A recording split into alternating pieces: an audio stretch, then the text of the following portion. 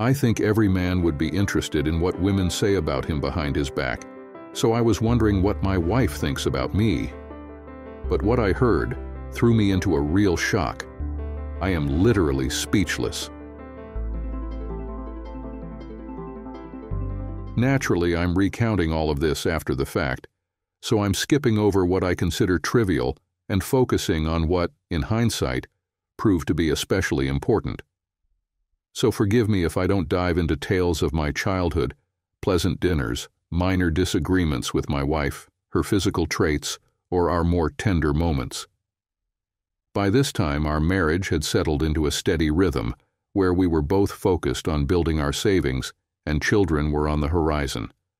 The first hint of trouble was just enough to make me uneasy. My name is Jerry Adams, and until recently I was quite content with my life. I've been married to Betsy for almost 28 years. We're both 55 and have a grown daughter, Amy, who is married to Jim, a great guy. They've been married for 3 years and are expecting their first child. A little background on Betsy and me.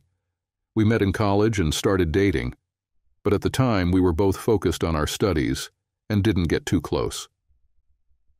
Eventually we began dating more seriously and realized we were very compatible. After 18 months we got married, and 2 years later we were blessed with the arrival of Amy. She's been a wonderful and intelligent daughter. Both Betsy and I have stable careers. She's been a teacher for 25 years, and I work in the finance department of a large company. Most of our work involves government contracts, and I oversee the expenses while ensuring compliance with all the regulations associated with those projects. I manage a team of 4 and have been with the company for 31 years. This story starts during the summer when Betsy, being off work, would get together once a month with about 3 or 4 close friends for dinner, or sometimes meet at one of their homes. These gatherings were mainly for them to enjoy some time together. Occasionally they'd go to a bar to listen to music and maybe dance if someone asked. I never questioned these outings because Betsy rarely stayed out late or drank too much. This routine began about 3 years ago, around the time Betsy and I became empty nesters. We both love our daughter deeply, and I thought this phase might give Betsy and me the opportunity to reignite some romance. Given our age, we're not as intimacy active as we once were, but we still make a point to go on dinner dates at least once a week. Sometimes just the 2 of us and other times with friends. From my perspective, we seemed content and happy in our relationship. At least, that's what I believed. One evening, I headed home after grabbing a quick bite with my friend Harold. He and I occasionally have dinner together when our wives are out with their friends. When I finished, I was on my way back and noticed some cars parked near our house, so I parked at the corner and walked home. As I entered through the side door leading to the back porch, I could hear loud laughter, and I assumed they were having a good time with a few bottles of wine. I couldn't help laughing when I heard Stephanie, Betsy's closest friend, talking about her husband Sam. She mentioned that although she loves him, he is older, overweight, and has difficulty in bed. Stephanie said she learned to have fun without her husband's help. She added that on the rare occasions when he does manage to perform, he only lasts about a minute. Everyone laughed, but I felt bad for Sam. He had been to our house before, and I remembered him as a kind man. He was a little overweight, of course, but Stephanie wasn't exactly petite herself. On the whole, she's a nice woman, but I've never heard her speak like that about her husband, and it took me by surprise. I felt sorry for Sam. I stayed outside, curious about what else they might have to say.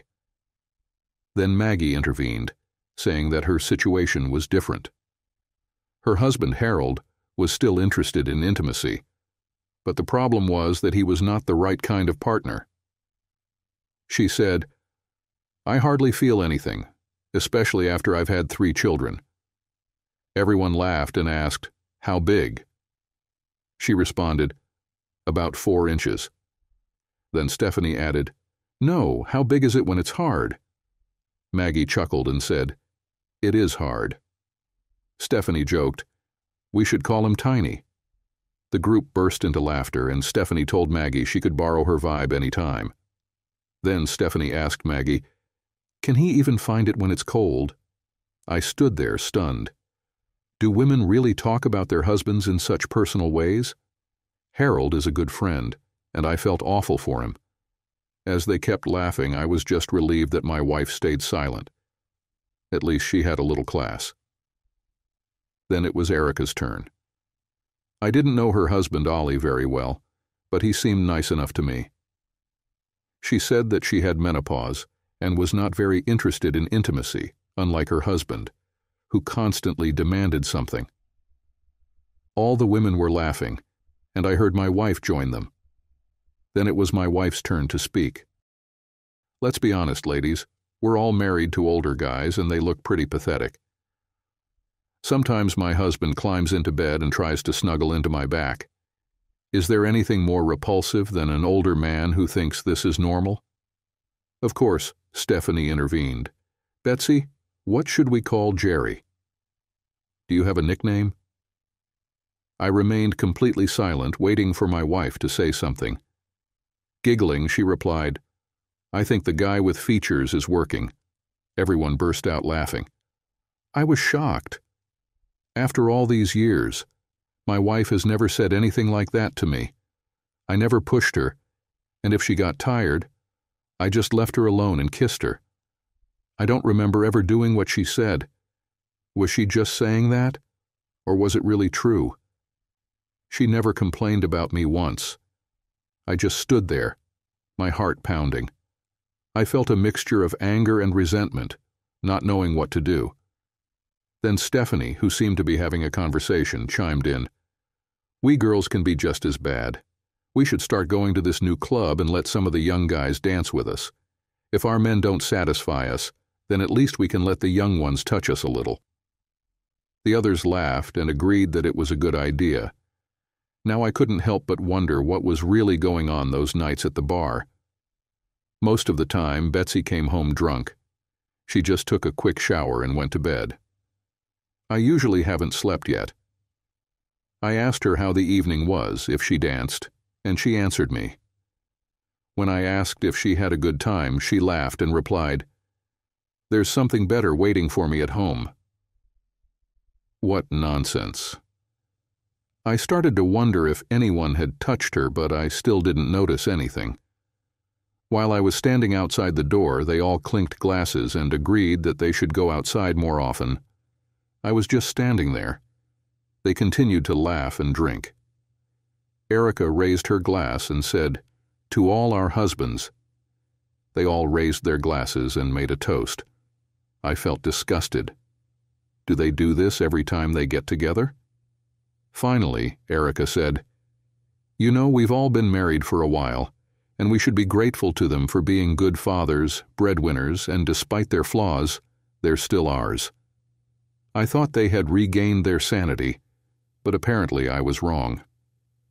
Stephanie chimed in, Yes, they were good fathers, but sometimes we need something more. It would be fun to try yourself in the role of someone young, at least once. After that, there was silence in the room. It was getting late, and Erica finally said, Now it's time for us to go back to our old people. I quickly slipped out the back and headed to my car before anyone else left. I was so furious that I knew I needed to cool off before going home. I drove around the area for a while and eventually stopped at a park. I decided to take a walk to let off some steam. As I walked, I replayed what I had heard in my mind. I had always thought the women were kind and friendly, so this really took me by surprise. Was I really in such bad shape? I still cycled occasionally, and sure, I had a few extra pounds, but I was in better shape than any of them. I wasn't ripped, but I certainly wasn't out of shape either. They all seemed a bit overweight, and while they were attractive, I couldn't imagine many young men chasing after them. I thought it over and wondered, should I tell their husbands what I overheard? Should I sneak out next time and follow them to the bar? The more I dwelled on it, the more I realized that I still loved Betsy, but what I heard tonight deeply hurt and angered me. Was she really that oblivious to think her words weren't hurtful? How would she feel if I said such disrespectful things about her to their husbands? As nightfall approached, I headed home. When I pulled into the driveway, everyone was already gone. I entered through the back door and walked into the kitchen, where Betsy was finishing up the cleaning. She turned to me as I walked in and said, "Hi, sweetheart. How was your day?" I stared at her, almost as if I didn't recognize this woman. I wanted to say something, but I just stood there, silent. "Honey, what's wrong? You look upset." "I just had a rough day and I'm exhausted." "I thought you were going to have dinner with Harold. What happened?" "Harold's fine. I just had a tough day. I've got a pounding headache. I think I'll take a shower, read a bit, and head to bed." Betsy hurried over and gave me a hug. I stood there feeling drained and exhausted. She kissed me on the cheek, but I pulled away and left. "Do you need anything? Can I help?" she asked. "No, I'm okay, just really tired," I replied. I took a shower, then jumped into bed. Later, she peeked into our bedroom and saw me reading. "If you need anything, let me know, okay? I love you," she said. I just nodded and soon fell asleep. I took some sleeping pills and eventually drifted off. I remember Betsy cuddling up next to me, but I pretended to be asleep, and she rolled over and went to sleep herself. On Saturday morning, I woke up early and decided to go for a bike ride right away. Betsy was still asleep, so I headed out, planning to ride for about an hour. Normally, I would only ride for 30 minutes, which was enough to keep me in shape, but this time I wanted to start working on my endurance. When I got back, Betsy was having breakfast. I was drenched in sweat and went to take a shower. "Jerry, I'll make you breakfast. What do you want? I'm going shopping with Amy to look for maternity clothes." "Don't worry about me. I'll just have a bagel and some coffee. Have fun." By the time I came down for breakfast, she had already left. I felt relieved that she was gone. Now I had time to think about what I should do next. I was still frustrated and realized I needed to dig deeper into her visits to the bar. One of my assistants, Dan, a 32-year-old who had worked for me for around 5 years, came to mind. Betsy had only met him once, as far as I could remember. Maybe he could keep an eye on her without raising suspicion. We still had a landline, and I kept thinking about getting rid of it, opting to use only our cell phones. I was planning to keep an eye on the home phone as well. Maybe I could find a way to monitor the calls. I spent the entire day going through her emails, as she never bothered to hide them. I went through about 2 years of messages, and nothing seemed out of place. I kept wondering why she hadn't deleted her old emails. Now, I was glad she hadn't. Around 5 p.m., I heard her car pulling into the driveway. She came in cheerfully, saying they had a great time shopping for things for Amy to wear. I was pleased because I love our daughter dearly, and she and her husband could really use our support. Betsy was talking nonstop, and I just sat there nodding along. Eventually, she mentioned having leftovers for dinner from her gathering with the wives last night. That brought me back to reality, and I felt a wave of anger again. I tried to keep it hidden, but she noticed how quiet I was during dinner. "What's bothering you, honey?" "I'm fine, it's just work. I hope it'll be sorted out soon." She kissed me as I gathered the dishes and started clearing the table. I learned long ago that Betsy is a much better cook, but at least I can clean up. She poured herself a glass of wine and sat at the table while I did the dishes. "Betsy, are you happy?" "What do you mean?" "Of course I am. Are you?"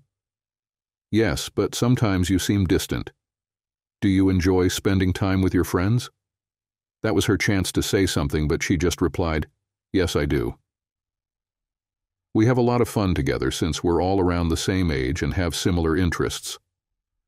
When you go out to listen to music, do you ever dance with other men? She gave me a playful look. Sometimes I get asked to dance, and yes, I do. It's all innocent, though. I never let them get too close. Are you feeling jealous? Are the guys younger? Do you ever feel a bit excited? Oh, Jerry, I think you're jealous. There's nothing for you to worry about, darling. I'm just curious because when 4 or 5 attractive women sit together, they can attract a lot of attention. Do you dance slow when they ask? Jerry, what's this about? You know I'd never let anyone get that close. Do the other women dance too? If one of them did something you thought was inappropriate, would you tell me? Betsy gave me a puzzled look and said, Jerry, I really don't think any of the ladies would do anything wrong. You know them all. They wouldn't do that. I thought for a moment and then suggested, how about we host a cookout and invite them and their husbands? She shrugged and replied, I think they're probably busy with their summer plans. Okay, just a thought. When are you planning to meet up with them again? She hesitated before saying, Jerry, I wanted to talk to you about that. Stephanie has a place by the lake, and she suggested we all go next weekend. Stephanie was thinking just the wives. You guys are always too busy. I turned to her and asked, when were you going to tell me? I was going to mention it last night, but you weren't feeling well. When do you plan to leave? We're leaving Friday morning and coming back Monday evening since it's the 4th of July. We typically have a neighborhood block party on the 4th. Are you going to miss the party? No, I'll be back in time for the fireworks. But you'll miss all the other events. We usually have Amy and Jim over too. Betsy noticed I was disappointed and said, Jerry, I promise I'll make it up to you when I get back. Sometimes us girls just need some time away. I understand. I left and went to my office, thinking about it. She rarely goes out, and now, after hearing all those comments from the girls about wanting something extra, she suddenly wants to leave. This doesn't feel right, and I started wondering what was really happening. Later, Betsy came into the office. Jerry, you're not mad at me, are you? No, but I just wish you'd tell me these things ahead of time. By the way, who's going? Stephanie, Maggie, Erica, and Teresa. She works with Stephanie and they're good friends. I didn't know Teresa, but I wanted to find out more. Is Teresa around the same age as us? Is she married? I think she's close to our age, but she's divorced. Great. My wife wants to go off for a few days to party with some women I barely know, and I have no idea what's really going on. It's strange that you suddenly want to spend more time with your friends. I was hoping we could spend some time together since I'm off on Monday too. That's sweet, hun, but this is the only time we can all get together as a group. I promise we'll do more things together before the summer ends. The week passed, and I could see my wife was getting excited about her upcoming trip. I was still upset. I planned to give it one more shot and see how she would react. Sweetheart, how about we join you on Friday night and leave Monday morning? You'd still have time with the girls, but we could spend some time together too. Jerry, for goodness sake, what's going on with you? We just want some girl time. All right, you win, have your time. But you hate it when I want to go away for a weekend golf trip with the guys, and I never even go. That's because it's too expensive, and I don't like being alone. Please, honey, try to understand. You're acting like a child. That was my final attempt. Maybe she was right. The girls probably needed their time together. It never bothered me before, but it concerned me now after the conversation I had overheard. I was determined to find out more.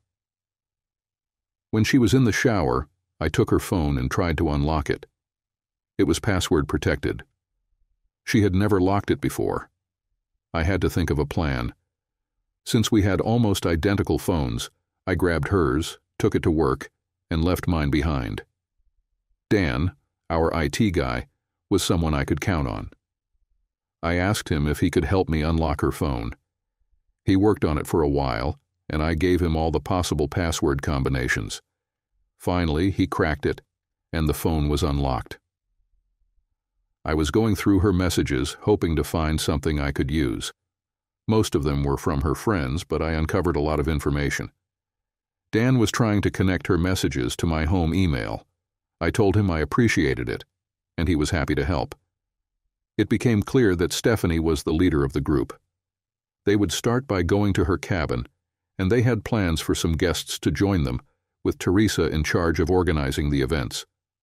The more I read, the angrier I became. My dear wife was thrilled about all of it. Only Maggie thought it was a bad idea, warning, "If the husbands find out, they'll be furious."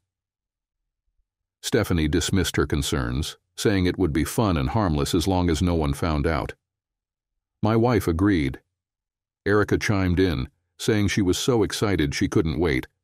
I kept track of as many messages as I could. When I got home, my wife asked if I had accidentally picked up her phone. I said yes.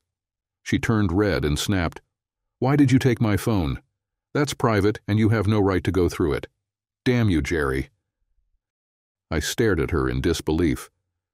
"I realized it was yours, and since you've recently locked it, I couldn't read it anyway. Seems like you're hiding something from your husband." "What's going on, Betsy?" "Nothing.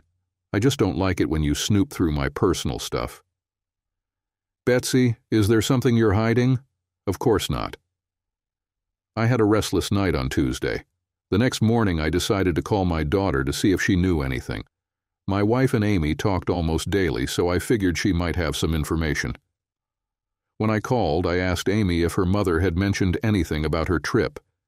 Amy confirmed that she had and seemed quite excited about it. I asked her if she knew any specifics. "Is everything okay?" Amy asked. "Yes, everything's fine. She just seems a bit different lately. Maybe it's because of the baby coming. She's really excited about it." "You're right, sweetheart. We both can't wait." When Betsy came home, she could tell I wasn't happy. "Honey, you know I love you, right? This trip is just a simple getaway, and I'll be so excited to see you when I get back on Monday." I smiled and replied, "I hope so." On Thursday, I got up early and headed to work. I decided to check her texts. Stephanie kept telling her friends it would be a lot of fun, but refused to share the details. Teresa seemed to be organizing everything. Later, I spoke with Dan again and showed him some emails. I was curious if there was a way to access other emails. Dan glanced at the email and asked, "Who's this Teresa?" "I'm not sure, someone who works with Stephanie." He gave me a big grin. "She's my sister. She just organized a bachelorette party for a friend who's getting married. She mentioned that one of her coworkers wanted to hire a stripper for a few friends." Teresa asked what the occasion was, and her friend said it was just a girls' weekend. Dan must have noticed how pale I was. "Don't worry, Jerry, I'll find out more for you." Now I understood what was happening, and it all made sense. My wife was planning to have a strip RR, and I needed to know how far this was going. Going to a STRP club is one thing, but having a private party is another. I kept reading Betsy's texts and emails. She mentioned that I was starting to get angry. Stephanie texted, "Tell that jerk that he better be nice to you after this weekend, because if he doesn't start acting right, you won't need him anymore." That made me so furious I was ready to hit her. I was quickly working on a plan. Amy called me after lunch and said she had spoken to her mom. Betsy told her she just needed a break. Amy asked what was so important about this weekend that she would skip the family's 4th of July celebration. Betsy explained she just needed time with the girls and told her not to worry.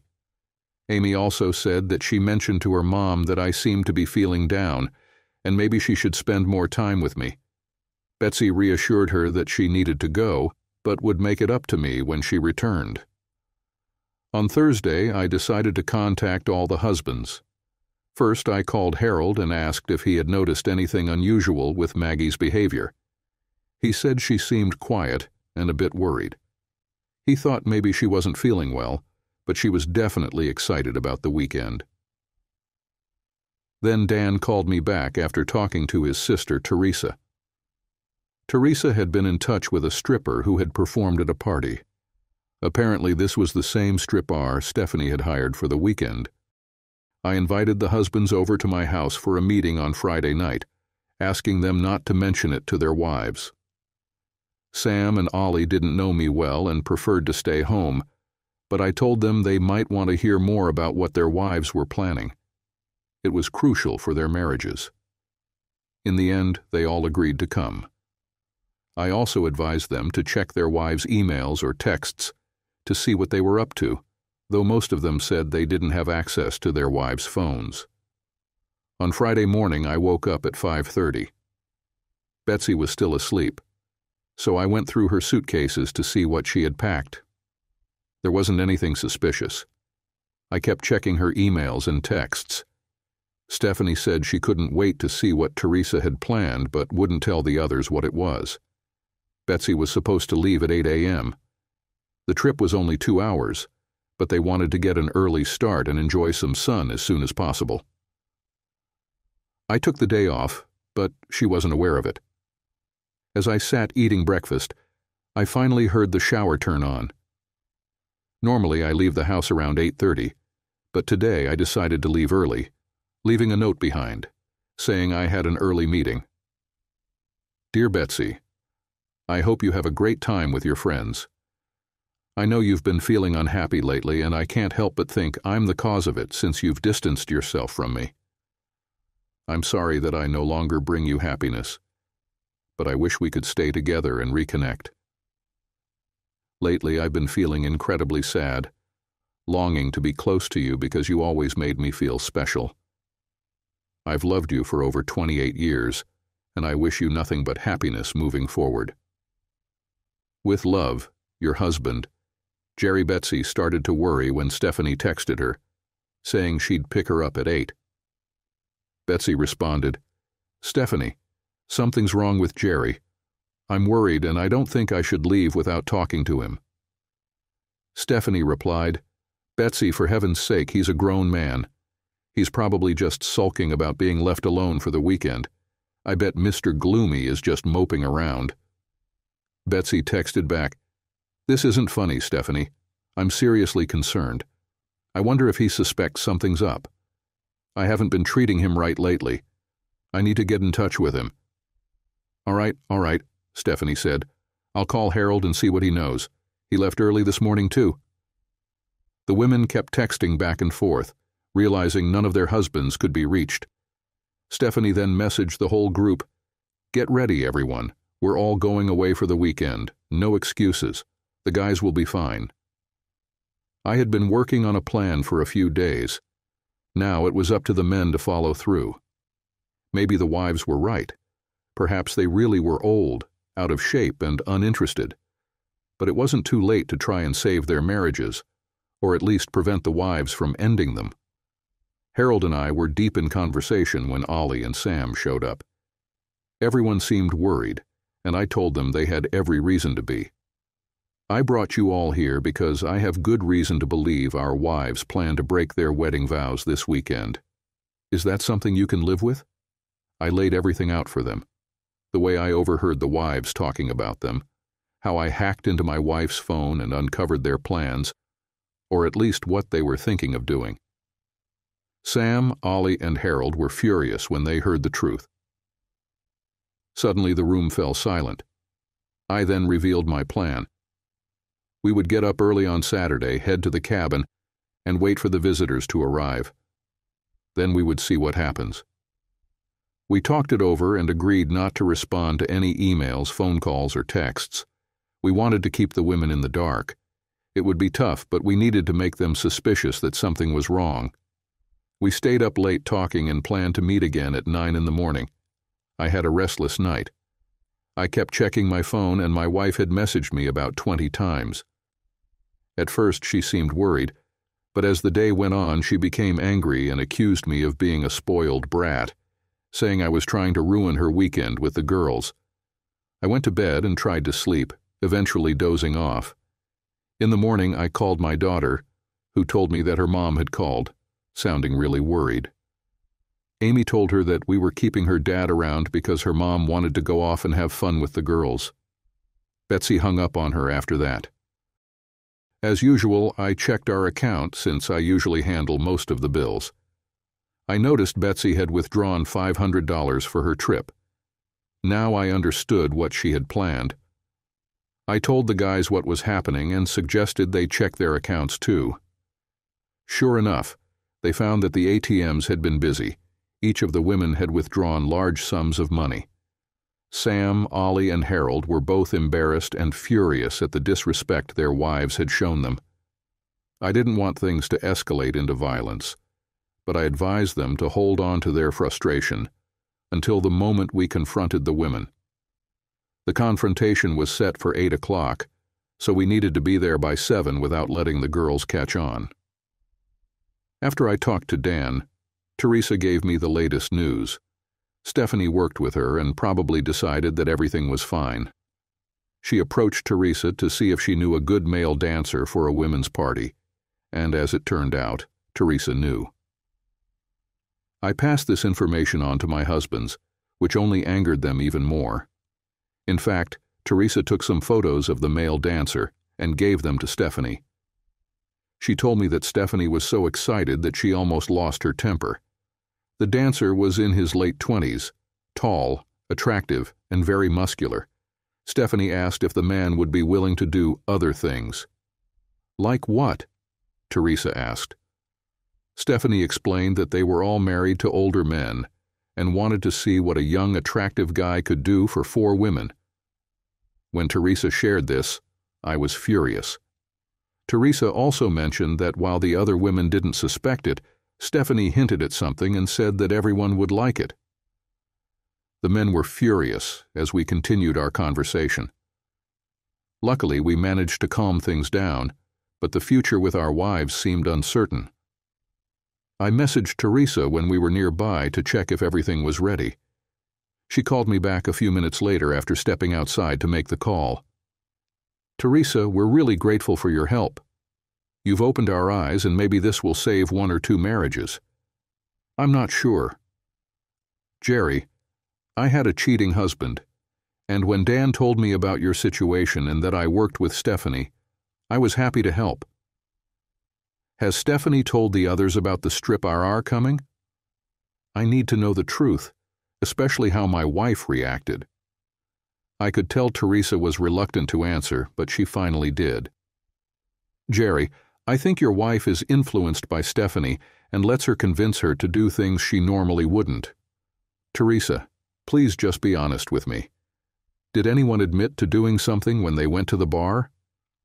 It's hard to say, but they mentioned that some guys kissed them and touched them, although no one actually engaged in intimacy. As for your wife, she said that one guy grabbed her arm and held her close. She pulled her hand away and didn't continue. I understand. Did they know what would happen next? Stephanie then told them, if you think it was something big, just wait until we all see and feel it in action. He's going to entertain us all, and maybe we can help him. I have to go now. They think I'm talking to a dancer. Jerry, what she said and did wasn't that terrible. I hope you understand that it's Stephanie who's causing the problems here. Thank you, Teresa. We wouldn't know anything without you. Goodbye. When I relayed what she told me, the guys got angry. We were approaching the cottage. We stopped, and I volunteered to speak on our behalf and tell the wives what we had decided. I texted Teresa that we would arrive in 10 minutes. She replied, okay. They were just finishing dinner. It was 7:30 p.m. The house stood on a small hill overlooking a beautiful lake. Sam mentioned that the house had been in his family for 3 generations. There was something rustic about him, but the view was breathtaking. The nearest neighbor lived half a mile away. We drove along a dirt road and stopped a few hundred yards from the hut. Then we got out and walked the rest of the way. We could hear the women talking, likely gathered on the back porch of the cabin, gazing out at the lake. Sam opened the front door, and we all stepped inside quietly. The women hadn't noticed us yet, as they were enjoying their wine and conversation. When Sam opened the back door, their chatter abruptly stopped. All the wives turned pale. Sam greeted them with a smile and said, "Hi." They stood there in stunned silence. After a moment, Stephanie finally spoke. Sam, what the hell are you doing here? This is a girls' weekend. We were just about to head out. Sam replied, Before you go, come on in. I want you all to meet some of my friends. Ladies, let me introduce you to Blue Balls Boy, Teeny Weeny, Small Boy, and of course, I'm Minuteman. Does that sound about right, honey? He asked, turning to his wife. Stephanie was completely speechless, which honestly was a miracle. Then I spoke. Please sit down and relax. We need to talk about something. Betsy started to say something, but I interrupted her with a sharp, No! Xerenia, she sat down and began to cry. Maggie looked like she'd seen a ghost, and Erica looked like she'd been in a lot of shock. I continued. First, we need to resolve a few issues, and then you can talk. Turning to Teresa, I said, You must be Teresa. You're amazing. My wife said that you are her age. How old are you? Teresa was surprised and replied, I'm 34. Well, it looks like my wife is either blind or dishonest. Right, honey. I winked. The women looked increasingly anxious as the time approached 7:50 a.m., and it seemed they were still waiting for the dancer to appear. Some of them looked at their watches. Finally, Erica spoke up. We are starving. Let's go out and have a bite to eat. I chuckled. Nice try, Erica. But I think the male dancer should be here any minute. You know, the one you're all waiting for. My wife started crying, joining Maggie, who was already in tears. Harold couldn't hold back any longer. Maggie, how could you humiliate me like that? I even bought you toys to make you happy. Ollie was next. Erica, you are really special. I've loved you for many years, but now all I feel is betrayal. Thank you for telling others how much I need you. Well, not anymore. You're making me look like a weak, desperate fool, so to hell with you. Then Sam added, Stephanie, you disgust me. Most of the chaos caused by these women is caused by your own insecurity. You were the driving force behind almost everything that happened. I thought I loved you, but you made it impossible. After we get divorced, you can continue to live your life like some woman chasing men. To hell with you. Finally, I said, Betsy, darling, you burned all the bridges with me. You lied and hurt me intentionally for your own amusement. I won't be so disgusting because you'll never see or touch me again. I'm sorry that I've loved you for 28 years and still found you attractive. Maybe you can go back to the bar and find someone else to entertain you, since you seem to like it. And by the way, there's no dancer here. We stopped that as soon as we found out. Don't worry about how we figured it out, but we did it. As for the $500 you withdrew from our account, I hope it will help you find another place to live or maybe another dancer. Well, I've had enough. Enjoy the rest of your life. The women followed us outside trying to explain, but we weren't listening. Before we left, we had one last act of revenge. We let the air out of 2 of Stephanie's tires. Being a holiday weekend, she wouldn't be able to get them fixed until the next day or later. By the time we were talking to our wives, Teresa had already left. We all got back home and settled into our new places. My wife kept calling, texting, and emailing, but it was all nonsense. She texted an apology, saying it was all just a joke. In the one voicemail I listened to, she said, Jerry, I'm sorry. It was all meant to be a joke. We didn't realize it would hurt you. I never slept with anyone else. It was just for entertainment, and I should have told you about it. I love you so much and could never replace you. I ignored all of it. Instead, I went to my daughter Amy's house and enjoyed a barbecue with her and her family. I told her that her mother had hired a stripper for entertainment, and I no longer trusted her. Amy was upset, shocked that her mother would do such a thing. When her mother called Amy, she asked, Did you enjoy the strip or? Her mother replied that it was just a joke and that Amy never should have been told about it. Our amazing wives managed to make it home on July 4th. By that time, I had already gone out with Amy and Jim, and Betsy eventually joined us. Jerry, Amy, and Jim, I sincerely apologize for the trouble I've caused, and I want you all to know how much I love you. I'll do everything I can to make things better for us." Amy said to her, "Mom, I'm really disappointed. I can't believe you think this behavior is okay. I haven't seen a strip bar since college." Jim chimed in, "Really? You might have to tell me about that. I didn't know this about my wife." "Jim, that was before I met you. We were just a group of young girls back then, not old like my mom." Betsy began to cry and left to go home. After the fireworks, I returned home, and it seemed Betsy was so exhausted that she went straight to bed. That was perfectly fine with me because I had already moved my things into Amy's old room and had set everything up there. The next morning I had to head to work and left the house before Betsy came out of the room. At the office, Dan asked how things went.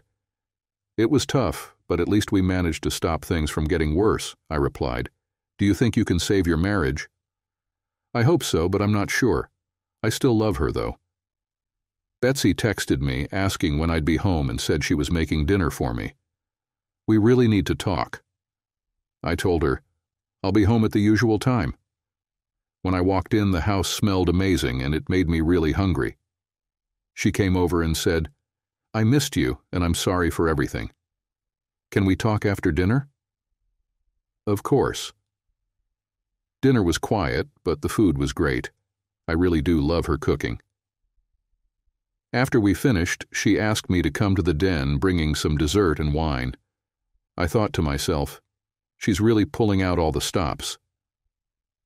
"Jerry, I'm sorry about the weekend. We never intended to do anything with the strip bar. I didn't even know about it until we got there. Let me know if you'd like to refine this further." "Betsy, when you found out about this, why didn't you stop it or at least tell Stephanie that it was wrong?" "I thought about it, but she had already organized everything, and this was her cabin. We all felt that she was in charge here." "How many times have you been to the bar? How many guys have you touched, and how many of them have touched you?" "None of them. I didn't touch anyone, and no one touched me. This has never happened. I've been thinking a lot the last few weeks, and I'm really unhappy. You didn't care when I was hurt, and your disrespect is disgusting. Judging by the way you all talk, you look like girls of easy virtue discussing clients, not wives who should love their husbands. Where did this come from? Do you always talk about us like that?" "Honey, it's just girly talk. We say different things, and most of them are exaggerated. I know it sounded bad, but we were drinking and acting stupid. How would you feel if we husbands discussed personal matters and made fun of you all? Did they call one of you fat? You'd be furious, and you know it. It was rude and disrespectful." "I'm really sorry, Jerry. It was wrong, and we shouldn't have done it or even planned a bachelorette party. I honestly don't understand why Stephanie needed to do this. I'm doing it. She has no respect for her husband and has convinced you all to follow her example." "Jerry, that's not true. I've never loved anyone as much as I love you. Please, I promise to make amends, and I will do it. No one means more to me than you." "All right, we'll see. But first, you need to prove it to me. I've moved all my stuff into Amy's old room. It's comfortable enough for now. I want you to go to counseling. Also, don't worry about my physical reactions. I just didn't realize our marriage was in such a bad place or that you were so unhappy. I love you and wonder when you stopped respecting me. You make me feel like some old pervert who's gross and repulsive. Am I really that bad? Sweetheart, I love you and you're not disgusting. I made a foolish mistake and took you for granted. I was wrong, but I don't think I need counseling. Here's how I see it. You let Stephanie influence your decisions, and I'm concerned about her impact on you and the others. That's why I think counseling would be the best option." She seemed surprised, but said she'd do what I asked. I could tell she didn't agree with me, but I felt it was necessary. I even offered to go with her if it made things easier, but I insisted she find someone who could help her. 9 months later, the husbands had all agreed on one thing. The women were right. We needed to get in better shape. So we joined a gym and pushed each other hard. I had increased my stamina, felt healthier, and my daughter even commented that I looked like a hunk. As if that matters for a 56-year-old man, I thought. Here's how things stand now. 2 couples are in counseling, and 1 is on the verge of divorce. Stephanie and Sam are almost divorced. Stephanie moved out and is living with her sister in another state. Most of the group felt relieved by her departure. Sam was a little down at first, but has started dating again. No one seemed to care much about Stephanie. Erica and Ollie are in counseling, trying to get back to where they were before the intervention. Erica has become more attentive to Ollie, while he has grown more assertive. He's determined not to be seen as submissive. I think they might make it. Maggie and Harold, well, she was the only one who thought their plans might be a problem.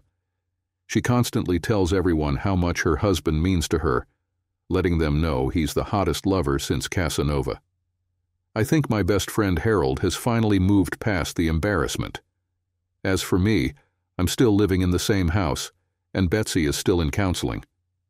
We're technically still married, but I've found a new love in my life, my beautiful granddaughter, Brittany. Sometimes Betsy seems genuinely regretful, but who can say for sure? Amy wants me to give her mother another chance. Betsy and I have begun to reconnect emotionally, and while the intimacy has been okay, I long to feel real passion again. She's been telling me she truly needs and loves me, but only time will reveal the truth. I'm starting to feel better about myself. Some of the women I've met at the gym seem a bit more interested in me now that I've shared my story. We'll just have to wait and see what happens.